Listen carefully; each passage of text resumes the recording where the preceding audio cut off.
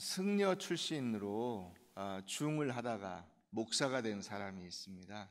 이분이 이제 우리 총신 출신인데 총신 신대원을 졸업한 분인데 서재생 목사님이라는 분이 있어요. 이분이 중을 하다가 전도받고 예수 믿고 구원받아서 신학을 공부하고 목사까지 됐는데, 이분이 쓴 글 중에 자기가 이제 승려를 해봤으니까 불교와 무속신앙은 사실 거의 비슷비슷하거든요. 물론 그 안으로 들어가면 또 다른 이론적인 체계들이 있지만은 그 행태가 비슷합니다. 사실 이분이 샤머니즘이 한국 기독교인의 심성에 끼친 영향이라고 하는 그 글을 썼는데, 그 가운데 몇 가지 요소들을 제가 소개해 드리려고 합니다. 먼저 첫 번째 영향이 뭐냐? 한국인의 기독교인이라도 우리의 심성에 이 무속신앙이 끼친 영향, 첫 번째가 기복적인 신앙생활입니다. 기복적인 신앙생활. 현세적이고 물질적인 복에 집착하게 만들고 내세의 소망을 두는 쪽으로 옮겨가지 못한 채 이생에서의 영화와 현실적인 복에 더 큰 비중을 두는 그런 삶을 살게 된다는 것입니다. 그래서 우리 속담에도 개똥밭에 굴러도 어디가 좋아요? 그런 심성을 우리가 그대로 가지고 있는 상태로 신앙생활을 하고 있는 겁니다. 두 번째는 강신 체험적 신앙생활. 이게 강신이라는 건 신이 내려온다는 뜻이에요. 그러니까 신내림을 받아야 무당이 되죠. 그죠? 그 신내림을 받은 무당에게 굿을 해야 그 굿이 영험한 굿이 되고 그 점이 이게 딱 맞는 그런 점이 됩니다. 그러다 보니까 뭐에 집착하게 됩니까? 성령 충만이라는 거죠. 이게 강신적 신앙생활에 집착하게 만든다는 것입니다. 그래서 진동이나 방언이나 환상이나 환청이나 이런 것들을 그 실제의 자신의 삶보다 훨씬 더 힘이 있는 것으로 생각을 하는 경향이 있다는 것입니다. 세 번째는 감각적, 체험적 신앙생활을 중시하는 것입니다. 박수치고 북치고 춤추고 하는 이런 이 기분을 이렇게 고양시키는 그런 것들, 감각적인 신앙생활을 더 중요시하는. 그래서 춤을 추면서도 이것이 은혜의 춤이다, 이렇게 강변하기도 하는 것입니다. 네 번째는 운명론적인 신앙관을 갖게 되는 것입니다. 내가 나에게 닥친 나의 현실적인 문제를 상식과 노력의 선에서 해결해야 될 것들도 있잖아요. 그것이 기도하면서 하나님 앞에 도움을 구하면서 살지만 동시에 내가 열심히 해야 문제가 풀리는 것들도 있어요. 공부를 열심히 해야 공부를 잘하는 것이지 기도를 많이 해서 공부를 잘하는 건 아닙니다. 그러니까 공부를 해야 되는데 공부를 안 하고 기도원에 가서 기도를 해요. 그 최건능 목사라는 분이 있죠. 이분이 하여튼 기적적인 역사들도 많이 일어나고 전도를 많이 한 예수천당 불신지옥을 외친 최초의 사람. 이분이 신학교를 3년 과정인데 7년 걸려서 마쳤어요. 왜 그랬냐? 기도하니까. 시험 보는데 시험 공부를 안 하고 기도해요. 시험 잘 보게 해달라고. 그러니까 안 되죠. 그래서 하나님, 그 헬라어 시험에 낙제를 몇 번을 했어요. 그 시험 보기 전날 철야기도 하고 갔는데 역시 낙제를 했어요. 그래서 이분이 한 유명한 말이 있어요. 헬라어는 하나님도 안 되시는구나, 이렇게. 그러다 보니까 운명론적으로 체념해버리는, 이건 하나님 뜻이야. 이게 안 되는 거는 자기가 노력을 안 해서 안 된 건데 하나님 뜻이라고 그냥 체념을 해버린다는 것이죠. 다섯 번째는 개인 구원과 개교회적인 신앙생활을 한다는 것입니다. 나만 잘 되면 되고 남은 어떻게 되든지 상관하지 않아요. 우리 교회만 잘 되면 되고 다른 교회는 어떻게 되든지 상관하지 않아요. 다른 사람이 불행을 당해도 나만 아니면 돼요. 이게 무속신앙입니다.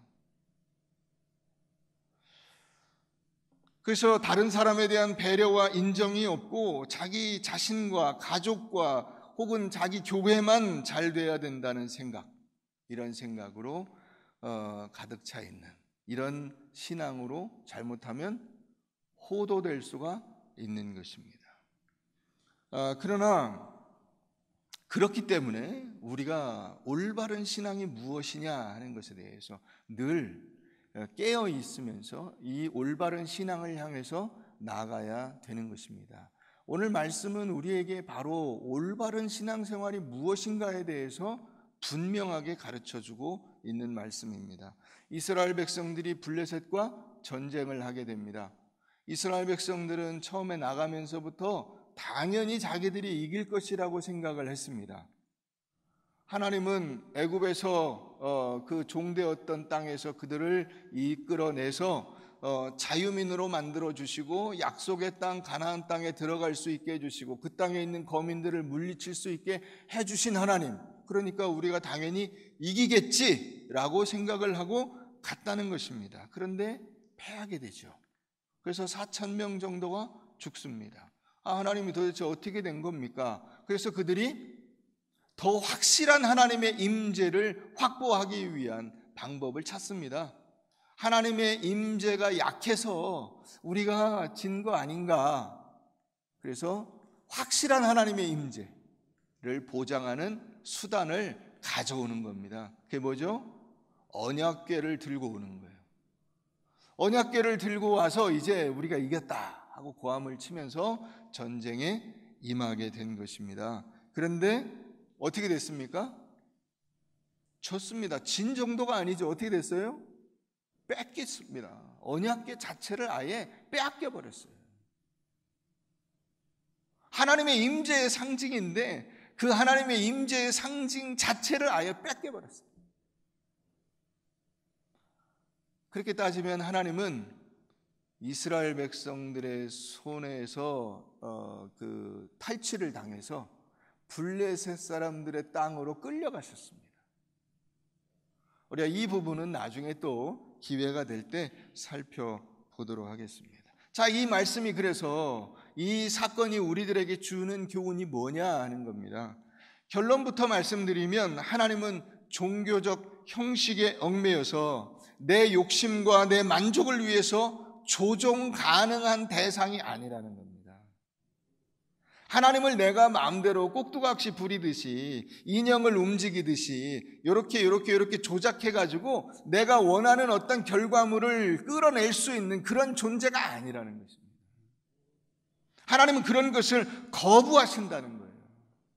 이스라엘 백성들이 하나님 앞에 제사를 드리고 율법을 지키고 성전을 가지고 있고 제사장을 운영하고 있고 여러 어떤 그 하나님과의 관계 속에서 제도와 수단들을 가지고 있지만은 그것으로 하나님을 구속해서 하나님을 얼검해서 내가 원하는 어떤 결과물을 만들어낼 수 있게 할 수 있냐? 하나님을 억지로 내가 컨트롤할 수가 있냐? 안 된다는 겁니다.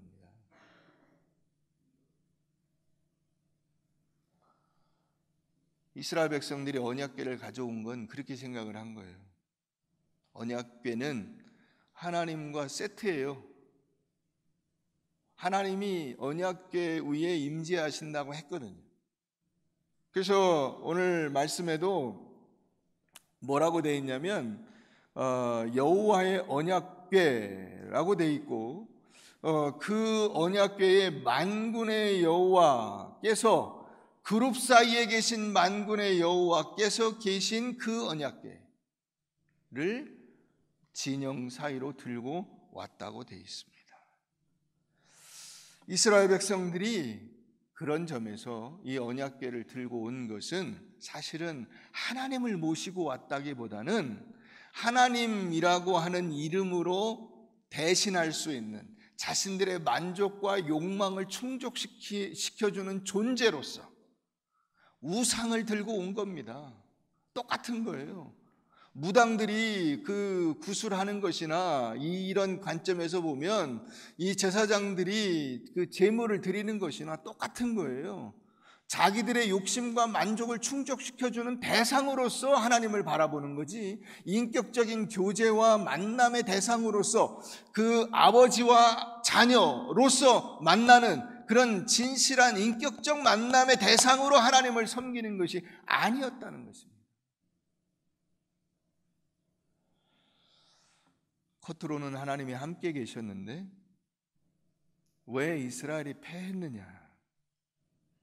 이것은 우리 신앙생활에서 늘 있는 오해입니다. 내가 예수를 믿는데 왜 내 인생이 잘 안 풀리냐? 내가 열심히 기도했는데 왜 하나님은 내 기도를 안 들어주시냐?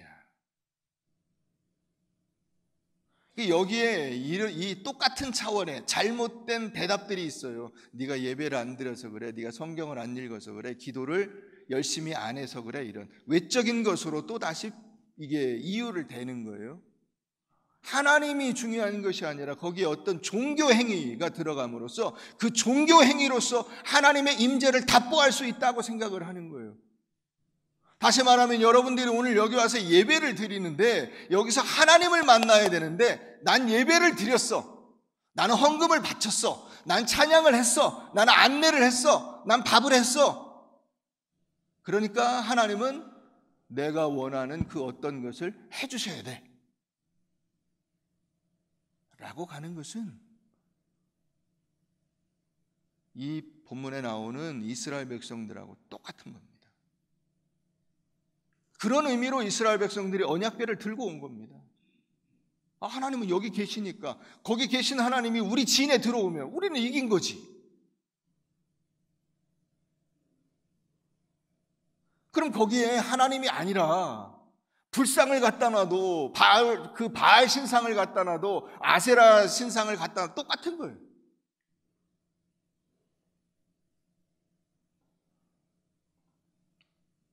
자, 이것이 무슨 이야기인지 우리가 또 한번 말씀을 보도록 하겠습니다. 예레미야 7장으로 가봅니다. 예레미야 7장.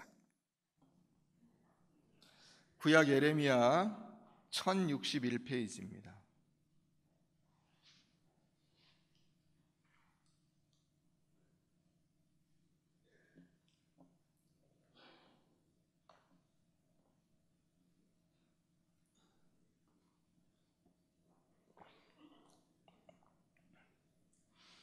(1061페이지) 예레미야 7장. 여호와께로부터 예레미야에게 말씀이 임하니라. 이르시되 너는 여호와의 집 문에 서서 이 말을 선포하여 이르기를, 여호와께서 예배하러 이 문으로 들어가는 유다 사람들아, 여호와께 예배하러 이 문으로 들어가는 유다 사람들아, 여호와의 말씀을 들으라. 만군의 여호와 이스라엘의 하나님께서 이와 같이 말씀하시되 너희 길과 행위를 바르게 하라. 그리하면 내가 너희로 이곳에 살게 하리라. 그 성전에 사는 것 같은 그 기쁨과 은혜로 충만하게 만들어 주시겠다는 거예요. 그런데 너희는 이것이 여호와의 성전이라, 여호와의 성전이라, 여호와의 성전이라 하는 거짓말을 믿지 말라. 너희가 만일 길과 행위를 참으로 바르게 하여 이웃들 사이에 정의를 행하며 이방인과 고아와 과부를 압제하지 아니하며 무죄한 자의 피를 이곳에서 흘리지 아니하며 다른 신들 뒤를 따라 화를 자초하지 아니하면 내가 너희를 이곳에 살게 하리니 곧 너희 조상에게 영원 무궁토록 준 땅이니라. 보라, 너희가 무익한 거짓말을 의존하는도다. 너희가 도둑질하며 살인하며 간음하며 거짓 맹세하며 바알에게 분향하며 너희가 알지 못하는 다른 신들을 따르면서 내 이름으로 일컬음을 받는 이 집에 들어와서 내 앞에 서서 말하기를 우리가 구원을 얻었나이다 하느냐? 이는 이 모든 가증한 일을 행하려 함이로다. 내 이름으로 일컬음을 받는 이 집이 너희 눈에는 도둑의 소굴로 보이느냐? 보라, 나 곧 내가 그것을 보았노라. 여호와의 말씀이니라. 여러분, 이 예레미야서는 이스라엘 백성들이 거의 나라를 빼앗기기 직전쯤에 쓴 선지자의 글입니다. 이스라엘 백성들이 그 솔로몬의 성전을 아직 가지고 있습니다. 솔로몬이 지은 그 성전 앞에 예레미야가 서서 외치라는 겁니다. 이것이 여호와의 성전이다, 여호와의 성전이다, 여호와의 성전이다 하는 이것은 거짓말이다. 여호와의 성전이려면 거기 누가 계셔야 돼요? 하나님이 계셔야 돼요. 근데 하나님이 거기 계세요, 안 계세요? 안 계시다는 거예요. 나는 너희를 떠났다는 겁니다. 왜? 내 말대로 안 사니까. 안 사니까. 여러분들의 남편이나 아내나 혹은 여러분들의 부모님이나 혹은 옆에 있는 누군가가 야, 이렇게 좀 해줘, 이렇게 좀 해줘, 이렇게 좀 해줘 그러면 그 이야기를 내가 들어야 되잖아요. 근데 그 이야기대로 안 살아. 귀뚱으로도 안 들어. 완전히 무시해. 그러면 마음이 떠나죠. 아, 나 이제 너하고는 대화가 안 되는구나. 이제 더 이상 내가 너하고는 그런 얘기를 하지 않으리라. 그러면 그 관계가 어떻게 된 거예요? 깨진 거예요. 하나님이 지금 이스라엘 백성들에게 그 얘기를 하고 계신 거예요. 이게 여호와의 성전이다, 성전이다, 성전이다 하는 얘기는 거짓말이다. 왜? 내가 거기 없으니까. 하나님이 거기 안 계시니까. 여호와의 성전이 아니죠. 그냥 성전일 수는 있어요. 그 성전에 니네가 가서 예배를 드리고 제사를 드리는 것은 자유야. 그러나 나는 거기 없어. 그 얘기입니다. 근데 이스라엘 백성들은 어떻게 생각한 거예요? 자기들이 그 멋진 성전을 지어 바쳤다는 거예요. 하나님 앞에 이렇게 멋진 성전을 지어 바칠 때 우리가 뭐 땅 팔고 집 팔고 막 열심히 와서 노역을 하고 해가지고 이 기가 막힌 성전을 지었다는 거예요. 이 성전을 지은 것으로 내가 하나님 앞에서 그 지어야 할 책임을 다했다는 거예요. 성전 건축했으니까 내가 하나님 앞에 할 수 있는 건 다 했다는 거예요. 이제부터는 하나님이 뭐 해주셔야 되냐? 내가 드리는 기도, 내가 그렇게 헌신했으니까 내 기도에 응답해 주셔야죠. 하나님은 나를 만족시켜 주셔야 하고 내가 원하는 것을 주셔야 하고 그것을 책임져 주셔야 됩니다 라고 하면서 제 멋대로 산다는 거예요. 그래서 10절에 보면 뭐라고 돼 있냐? 내 이름으로 일컬음을 받는 이 집에 들어와서 우리가 구원 얻었습니다. 그리고는 실제로 뭐 하려고 하는 거예요? 하나님이 싫어하시는 가증한 일, 악한 일, 제멋대로 사는 일, 그걸 하려고 한다는 거예요.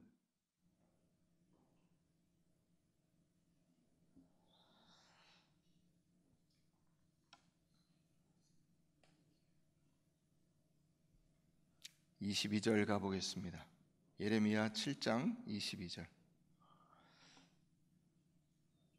사실은 내가 너희 조상들을 애굽 땅에서 인도하여 낸 날에 번제나 희생에 대하여 말하지 아니하며 명령하지 아니하고, 이스라엘 백성들 애굽에서 끌어낼 때 끌어내고서 하나님이 야 제사 드려라 이렇게 요구한 것이 아니라 뭘 요구하셨어요? 오직 내가 이것을 그들에게 명령하여 이르기를 너희는 내 목소리를 들으라. 그리하면 나는 너희 하나님이 되겠고 너희는 내 백성이 되리라.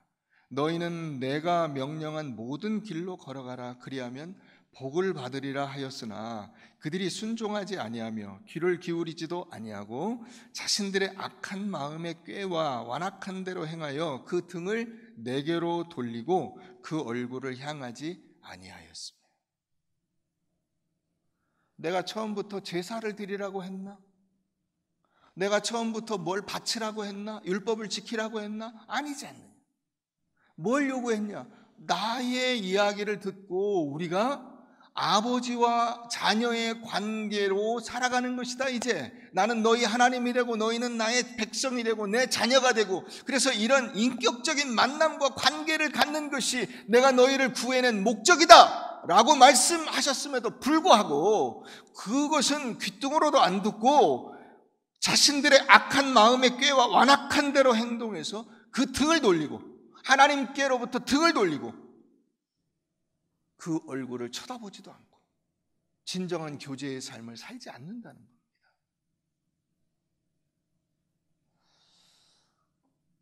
여러분, 그러니까 우리가 잘못하면 신앙생활을 이렇게 할 수가 있어요. 자기도 모르는 사이에 하나님을 주술적 신앙의 대상으로, 자, 주술이라고 하는 것은 주문을 외우고 어떤 의식을 행하는 겁니다. 내 소원이 만족될 때까지.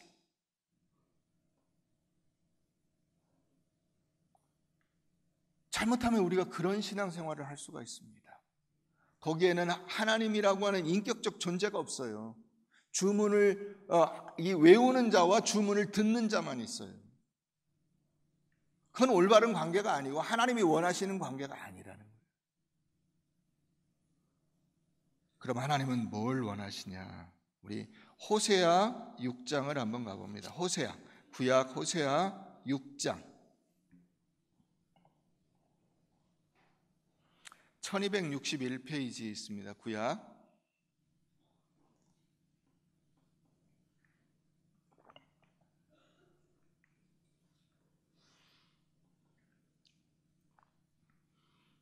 4절부터 보겠습니다. 에브라임아 내가 내게 어떻게 하랴? 유다야 내가 내게 어떻게 하랴? 너희의 인애가 아침 구름이나 쉬 없어지는 이슬 같도다. 그러므로 내가 선지자들로 그들을 치고 내 입의 말로 그들을 죽였노니 내 심판은 빛처럼 나오느니라. 나는 무엇을 원해요? 인애를 원해요. 인애를. 제사를 원하지 아니하며 번제를 원합니까? 아닙니다. 무엇을 원하십니까? 하나님을 아는 것을 원합니다. 하나님을 알아.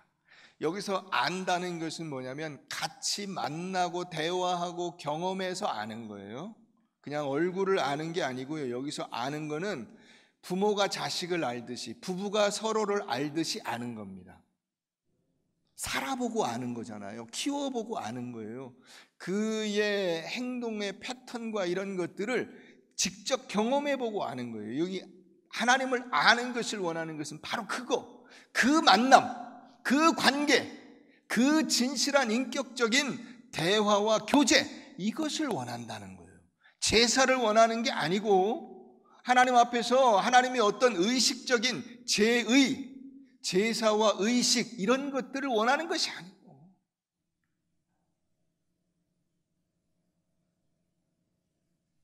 그러니까 우리가 하나님을 어떤 사건이나 행동 하나로 만족시켜서 내가 원하는 것을 하나님으로부터 뜯어내고 긁어내고 받아내는 이런 관계는 하나님이 싫다는 거예요. 하나님은 자판기가 아니라는 거예요. 돈 넣으면 물건 나오는. 하나님은 심부름 센터가 아니라는 거예요. 돈 주고 이거 좀 해주세요. 알았다. 그런 게 아니라는 거예요. 기브 앤 테이크, 내가 줬으니까 하나님도 주셔야죠. 그런 관계가 아니라는 거예요. 그럴 바에는 내가 차라리 떠나버리겠다는 겁니다. 그래서 언약궤를 떠나버리신 거예요. 니들이 뭐 싸우든 말든 나는 상관하지 않는다. 나는 언약궤를 떠나버린다.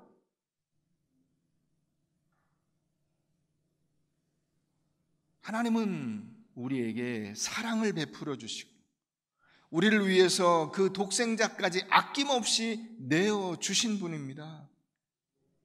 그러니까 하나님이 우리에게 기대하시는 것이 뭡니까? 우리의 마음을 기대하는 거예요. 네 마음을 열고 나를 만나고 나와 대화하고 나의 그 사랑과 교제를 서로 함께 나눌 수 있다면 그것으로 나는 더 이상 아무 바람이 없다. 그게 하나님이 원하시는 거예요. 근데 우리는 어떻게 갑니까? 주일을 빠짐없이. 이 자랑이 늘 이런 거죠. 나는 1년 내내 한 주도 안 빠지고 예배를 드렸어. 새벽기도 하루도 안 빠지고 나갔어. 뭐 금요기도에 한 번도 안 빠졌어. 11조를 떼먹은 적이 없어. 뭐 이런 거예요. 외적인 그런 것들이에요. 그것이 하나님의 은혜를 답보하고 하나님께서 나와 함께 하시는 근거로 그걸 내세워서 하나님은 그러니까 나에게 이걸 해주셔야 됩니다. 이렇게 말할 수 없는 거죠.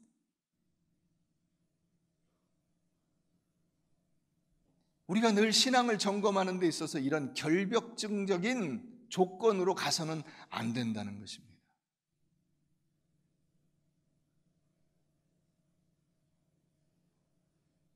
제가 아는 어떤 목사님이 목사 된 지 얼마 안 됐을 때 그러더라고요. 자기가 어느 교회에 부임해서 부교육자로 사역을 하는데 그 교회로 간 날부터 그 얘기를 나누는 그날까지 한 3년쯤 됐던 것 같아요. 새벽 기도를 하루도 안 빠졌다 그러고 막 자랑을 하더라고. 그래서 제가 그랬어요. 그게 뭔 자랑이냐. 만약에 그 교회 어떤 성도나 뭐 장로님이나 권사님이 목사님보다 더 철저하게 하루도 안 빠지고 목사님 왜 지난주에 안 나오셨어요? 이러면 뭐라고 할 거냐. 우리의 신앙을 그런 것으로 점검하는 게 아닙니다. 나는 인애를 원하고 제사를 원하지 아니하고 번제를 원하는 것이 아니라 하나님을 아는 것을 원한다라고 말씀하시잖아요. 그렇게 결벽증적으로 뭘 안 했다, 안 한 적이 없다, 뭘 한 적이 없다 이런 것으로 우리의 신앙을 점검하는 것이 아니라 내가 하나님을 얼마나 알고 하나님과 교제를 나누고 하나님을 사랑하고 하나님을 기쁘시게 하며 그분께서 원하시는 그 삶을 위해서 나의 모든 것을 들여가며 살아가느냐. 그래서 그 신앙이 점차적으로 성장하고 있느냐. 이것을 따져야죠. 어느 교회나 가면 늘 있는 불평이 뭐예요? 교회에 사랑이 없다는 겁니다. 여러분, 교회에 사랑이 많다는 교회 보셨어요? 사랑의 교회, 오죽하면 사랑의 교회가 나왔겠어. 우리 교회도 꿈과 사랑의 교회. 왜 꿈과 사랑의 교회일까? 그건 역설적으로 꿈이 없고 사랑이 없어서 그런 거 아니냐라고 물어볼 수 있는 거예요. 여러분, 사랑이 많은 교회라는 교회는 한 교회도 없어요. 왜 그렇죠? 교회가 많은 게 아니라 한 사람 한 사람이 사랑이라고 하는 그 의무와 책임과 가치를 가슴에 안고 살아야 되는데 그렇게 안 살아요. 우리가 다 무엇으로 살아요? 제사와 번제와 율법으로 살아요. 그래서 사람을 딱 만나면 그 쟤는 가치가 뭐냐면 옳으냐 틀리냐를 따집니다. 그 사람이 옳은 말을 했냐 틀린 말을 했냐, 옳은 행동을 했냐 틀린 행동을 했냐. 바리새인들하고 똑같아요.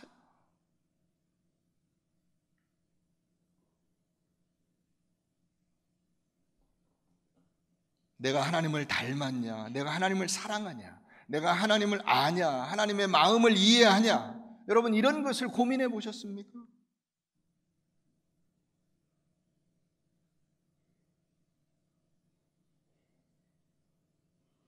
도덕과 윤리에 있어서도 마찬가지예요. 하나님 안에서 도덕과 윤리이지 하나님과 상관없는 도덕과 윤리로 사람을 재는 것은 의미가 없는 거예요. 왜? 세상에 의인은 없나니 하나도 없기 때문입니다. 의인은 없나니 하나도 없어요. 그 도덕과 윤리를 말하는 그 사람조차도 하나님 앞에서는 자랑할 것이 없어요.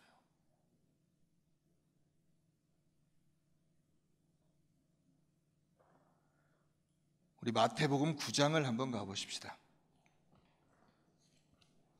마태복음 9장 신약 14페이지 13페이지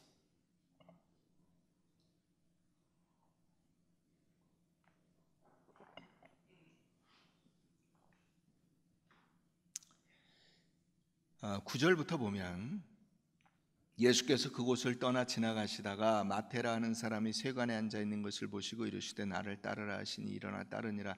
예수께서 마태의 집에서 앉아 음식을 잡수실 때에 많은 세리와 죄인들이 와서 예수와 그의 제자들과 함께 앉았더니 바리새인들이 보고 그의 제자들에게 이르되 어찌하여 너희 선생은 세리와 죄인들과 함께 잡수시느냐. 예수께서 들으시고 이르시되 건강한 자에게는 의사가 쓸 데가 없고 병든 자에게라야 쓸 때가 있느니라. 너희는 가서 내가 긍휼을 원하고 제사를 원하지 아니하노라. 아까 우리가 호세아 6장 6절에서 읽었죠. 내가 긍휼을 원하고 제사를 원하지 아니하노라 하신 뜻이 무엇인지 배우라. 나는 의인을 부르러 온 것이 아니오 죄인을 부르러 왔노라 하시니라. 여러분, 우리의 그 대표적인 모습이 뭐가 되어야 하냐면 사랑이 되어야 합니다. 예수님께서 요한복음 13장에 내가 새 계명을 너희에게 준다. 너희가 서로 사랑해라 라고 말씀해 주시잖아요. 근데 이 사랑의 가치는 어느 순간 우리는 집어내 던져버리고 무엇을 가지고 옵니까? 자꾸 언약궤를 들고 오는 거예요.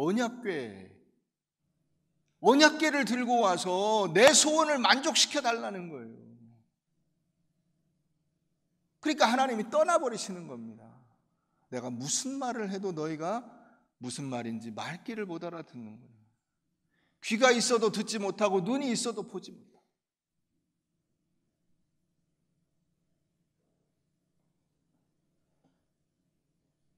하나님, 제가 율법을 갖고 있지 않습니까? 하나님, 제가 언약궤를 갖고 있지 않습니까? 하나님, 제가 할례 받지 않았습니까? 하나님, 제가 맨날 제사를 드리지 않습니까? 그러니까 제 소원을 들어주십시오 라고 말하는 겁니다.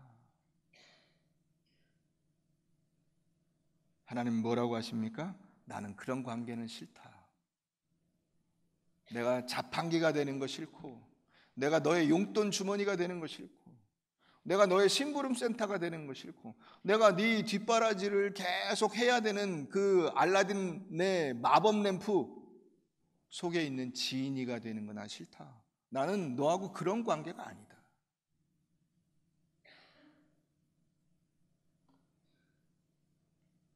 여러분, 하나님께서 왜 여러분들의 기도에 응답지 않는다고 생각하십니까?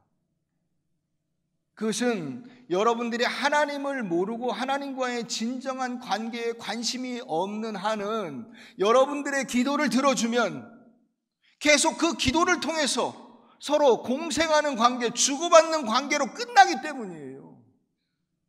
내가 하나님을 진정으로 만나서 그분의 교제와 사랑과 은혜와 능력 가운데 사로잡힌 바 되어서 살아가는 것이 아니라 헌금을 드리고 기도 응답을 받고 예배의식을 드리고 기도 응답을 받고 어떤 헌신을 드리고 기도 응답을 받고 하는 이런 주고받는 관계로 끝나버리는 것이기 때문에 하나님께서 응답지 않으시는 겁니다.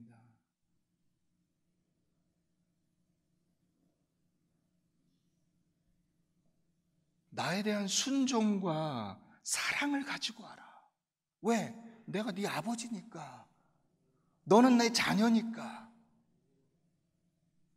그 진실한 관계에는 관심이 없고 아버지가 주는 그 어떤 떡부스러기, 콩고물 이런 것만 기대하는 그런 자녀는 나는 둔 적이 없다 하는 것입니다.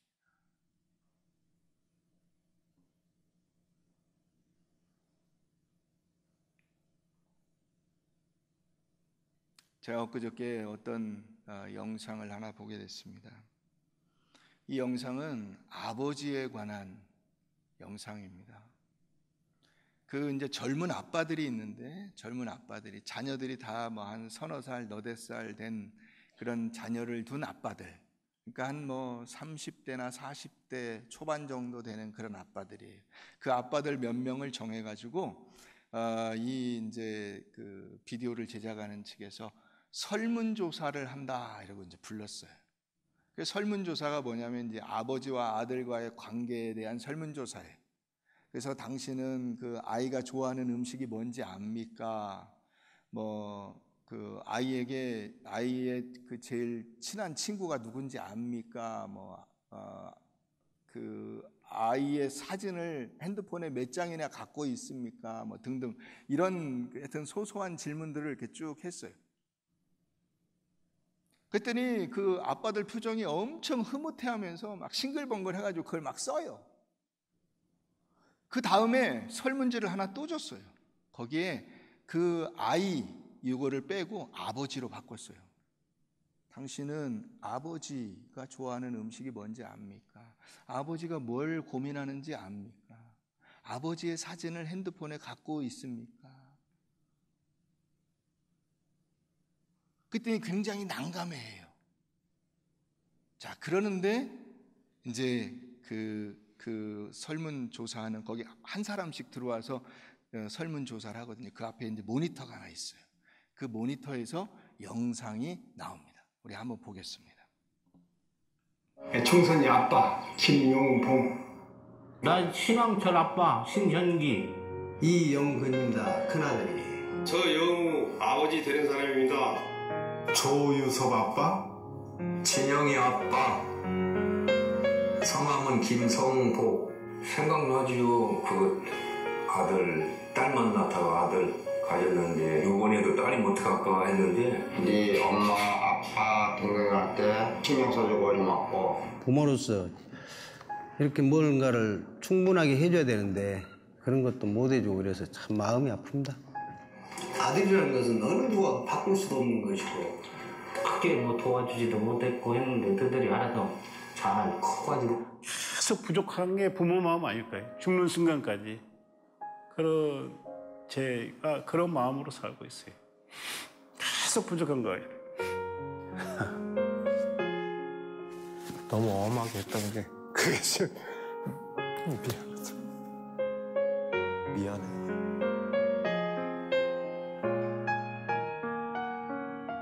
항상 내가 부족하고 항상 미안해요. 걔한테는. 미안하다 참 모든 것이 부족하고 못 가르치고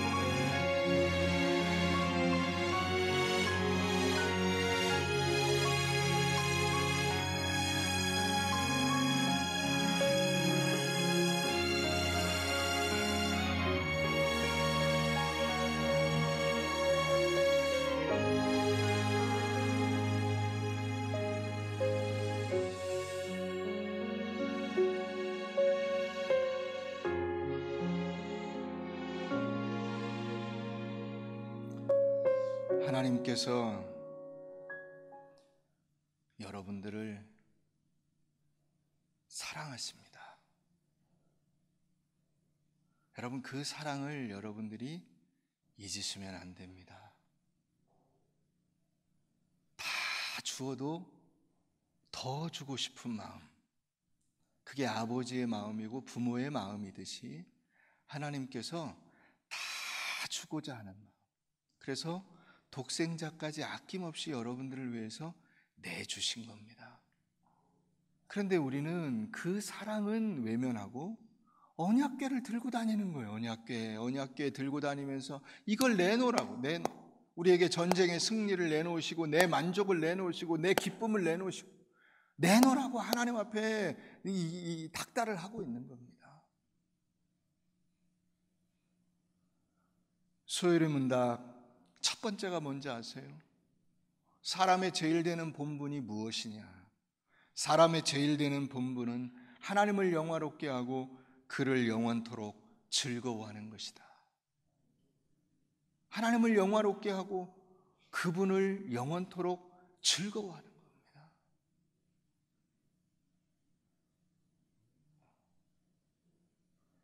그분만이 나의 기쁨이요, 나의 감격이요, 나의 만족이요. 만약에 이게 없으면 다른 그 어떤 것으로도 내게 진정한 만족과 기쁨이 없는 겁니다. 우리에게서 이와 같은 기쁨을 빼앗을 자가 없고 이 즐거움을 방해할 자가 없습니다. 하나님이 나를 사랑하시고 내가 하나님을 사랑하는 그 아름다운 교제를 방해하고 막을 자가 없어요.